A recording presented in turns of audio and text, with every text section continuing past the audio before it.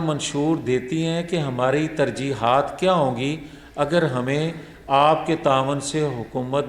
بنانے کا موقع ملے۔ اس طرح نہیں ہوتا کہ آپ کے پاس وسائل بھی نہ ہوں تو آپ کہیں کہ 300 یونٹ جو ہے وہ فری کر دیا جائے گا اور آتے ہی میں جو ہے وہ جو ہے تنخواہ ڈبل کر دوں گا۔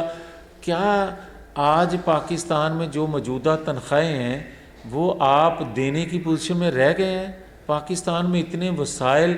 کم ہو گئے ہیں کہ آپ جو موجودہ لوگوں کی جتنی تنخواہیں ہیں وہ وقت پہ دینے کی پوزیشن میں نہیں رہ گئے۔ میری خواہش، میری بھی دعا ہے کہ ہم اس پوزیشن میں آئیں کہ 4 گنا کر دیں، مگر آپ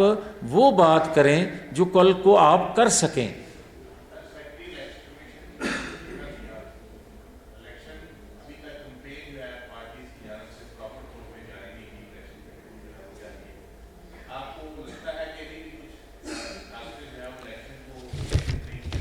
نہیں، میں نہیں سمجھتا۔ اس کی وجہ یہ ہے کہ دیکھیں، کسی کا بیمار ہو جانا، کسی کا اپنی ذاتی وجوہ کی بنا پہ چھٹی لینا، اس سے اگر الیکشن شیڈول متاثر ہوتا ہو تو پھر کوئی کسی ایک کو پکڑ کے زبردستی کہہ دے کہ تو استعفیٰ دے دے تو کیا شیڈول متاثر ہو جائے گا؟ الیکشن متاثر ہو جائے گا؟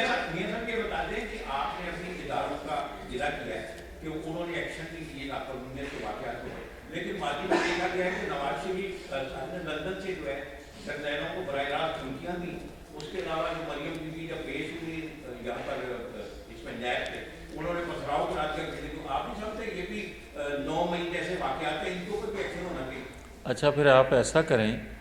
کہ جنہوں نے سپریم کورٹ پر رات کو دعویٰ بولا تھا، حملہ کیا تھا اور سپریم کورٹ کی عمارت پر قبضہ کر لیا تھا، دباؤ میں لا کر مجبور کیا گیا تھا کہ رات 12 بجے بھی کورٹ کھلے، اور دباؤ میں لا کر وہ فیصلے بھی لیے گئے تھے اپنے حق میں، ان پہ اگر تو ایف آئی آر ہو گئی ہے، ان کو آپ حملہ کہتے ہیں، اور پھر آپ جو کہہ رہے ہیں نیب کے آفس کے باہر اگر پتھراؤ ہوا تھا تو آپ دیکھیں کہ غداری کے، دہشت گردی کے ایف آئی آر ہوئیں ان لوگوں پہ، کیا ان پہ ہوئی ہیں؟ اور جہاں تک آپ کا یہ کہنا ہے کہ نواز شریف صاحب نے کچھ لوگوں کے نام لیے، تو میں آج بھی کہہ رہا ہوں کہ جو اداروں میں بیٹھ کے لوگ اس ادارے کی طاقت کو غیر آئینی مقاصد کے لیے، اپنی خواہش کے لیے، کسی کو فائدہ دینے کے لیے اور کسی کو نقصان دینے کے لیے، ریاست کو نقصان دینے کے لیے بات کرتے ہیں، استعمال کرتے ہیں، پہلے بھی ان کا نام لیا تھا، آئندہ بھی ہماری ذمہ داری ہے کہ ان کا نشاندہی کی جائے تاکہ ریاست کو نقصان سے بچایا جا سکے۔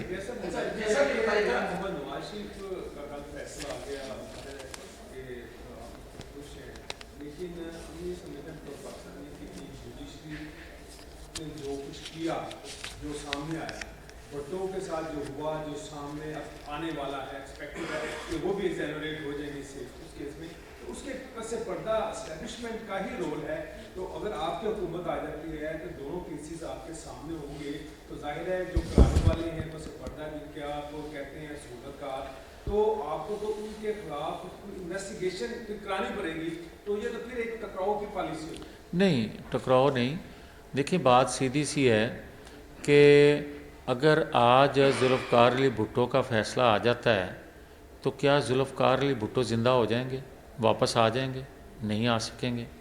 مگر یہ حقیقت سامنے لانا ضروری ہے کہ لوگوں کو پتہ چل سکے کہ پردے کے پیچھے کون لوگ ہوتے ہیں، ان کے مقاصد کیا ہوتے ہیں، اور پھر کس طرح قومی لیڈرشپ کا قتل عام کیا جاتا ہے۔ جس طرح نواز شریف کا آپ نے ذکر کیا، تو کیا یہ مناسب نہیں تھا کہ نواز شریف پہلے بری ہوئے، پھر اس کے بعد آج تا حیات ان کی نااہلی ختم ہوتی ہے؟ تو یہ نواز شریف کا کیس نہیں تھا، یہ 25 کروڑ عوام کا کیس تھا، جس کی وجہ سے آپ دیکھیں کہ 25 کروڑ عوام کی نمائندہ جو سیاسی جماعتیں ہیں، کوئی ایک جماعت بشمول پی ٹی آئی بھی اس میں شامل کر لیں کہ کسی نے کہا ہو کہ یہ فیصلہ درست نہیں ہے۔ سب نے کہا کہ یہ فیصلہ درست ہے، تو پھر اس سے اخذ یہ ہوتا ہے نا کہ نواز شریف کے ساتھ زیادتی کی گئی تھی، پھر یہ اس سے آپ کو یہ مطلب لینا چاہیے نا کہ پی ٹی آئی بھی کہتی ہے آج کہ نواز شریف کے ساتھ دباؤ میں لا کر فیصلے کر کے نواز شریف کے ساتھ زیادتی ہوئی۔ یہ میں خوش حالی نہیں ہوں، یہ 25 کروڑ عوام خوش ہوئے اس سے کہ چلیں دیر سے صحیح مگر کم از کم اس طرف ایک قدم تو اٹھا۔ جو لوگ ہیں ان کے خلاف انویسٹیگیشن ہوگی نہیں ہوگی، یہ میرا دیکھیں یہ جو آپ کا سوال ہے یہ میرا بھی سوال ہے، یہ 25 کروڑ عوام کا بھی سوال ہے، فیصلہ دینے والوں کے سامنے، کہ صرف فیصلہ دے دینے سے پاکستان کے اندر جو کچھ ہوا اس کی تلافی نہیں ہے، اس کی تلافی اس وقت ہوگی جب آپ فیصلہ کروانے اور کرنے والوں کو بھی کٹہرے میں لائیں گے۔ آج فیض آباد دھرنے کے حوالے سے کیوں ہم زور دیتے ہیں؟ اس میں نواز شریف کا تو کوئی فائدہ نہیں ہے، اس میں آپ کا تو کوئی فائدہ نہیں ہے، اس میں کسی فیصلہ کرنے والے کا جو فیوچر میں فیصلہ کریں گے اس کیس کے حوالے سے، یا انویسٹیگیشن سیل جو بنا یا انویسٹیگیشن کمیٹی جو بنی، اس کا تو کوئی فائدہ نہیں ہے۔ اس میں فائدہ تو ہے پوری پاکستانی قوم کا کہ ان کے پیچھے جو لوگ کروانے والے ہوتے ہیں ان کو قوم کے سامنے بے نقاب کیا جائے تاکہ آئندہ کوئی جرت نہ کرے ایسے فیل کی۔ تو میں سمجھتا ہوں کہ اس کمیٹی کا ٹائم آگے کرنے کی درخواست کرنا کہ اس کے ٹائم فریم کو بڑھایا جائے، میری گزارش ہوگی عدلیہ سے، اس بینچ سے کہ جنہوں نے مہربانی کی پوری پاکستانی قوم پر کہ کمیشن بنا کے اس کا ٹائم فریم دیا، اس ٹائم فریم کو بڑھانا نہیں چاہیے، اس ٹائم فریم میں فیصلہ دیا جائے تاکہ اس سے بھی الیکشن دن لوگوں کو ووٹ کرنے میں رہنمائی ملے گی۔ اچھا سینٹ میں ایک قرارداد پاس ہوئی کہ انتخابات ملتوی کیے جائیں، اور سینٹ کے جو قائد ایوان ہیں وہ محترم اسحاق ڈار صاحب ہیں، کیا یہ ان کی رسپانسبلٹی ہے، ان کی غفلت ہے، نااہلی ہے، یا پھر مسلم لیگ انہوں نے ان سے کوئی بات پوچھ کی ہے کہ آپ اس مدعے پر بیٹھے تھے، آپ کی اجازت کے بغیر یا آپ کے تمام لیے بغیر، یہ کیسے قرارداد ہے؟ دیکھیں میرا خیال ہے کہ پھر آپ نے پڑھا نہیں ہے اس دن کو یا اس قرارداد کو یا سینٹ کی پروسیڈنگ کو آپ نے نہیں دیکھا کہ سیم ڈے وہ قرارداد ٹیبل کی گئی اور سیم ڈے لائے گئے۔ اگر اس سے پہلے وہ قرارداد جمع کروائی گئی ہوتی تو لوگوں کو، سینٹ کے ممبران کو علم ہوتا، یقیناً پھر اس دن غیر حاضری پہ ان کو نوٹس کیا جانا چاہیے تھا، مگر جو شخص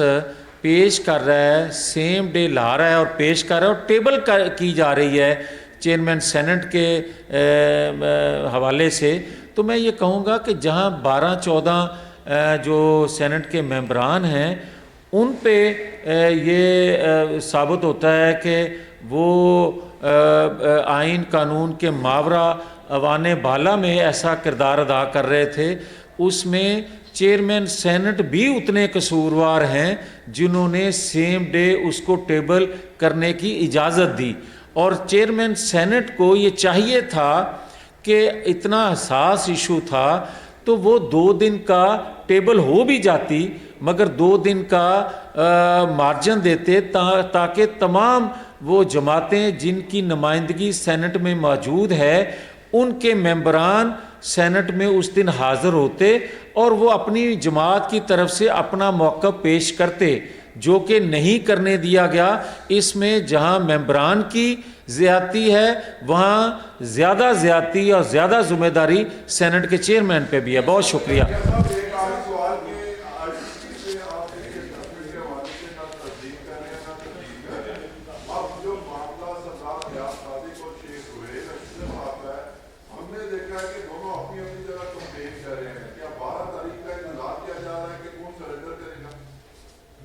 آپ انتظار کریں، سارا کچھ ٹھیک ہو جائے گا۔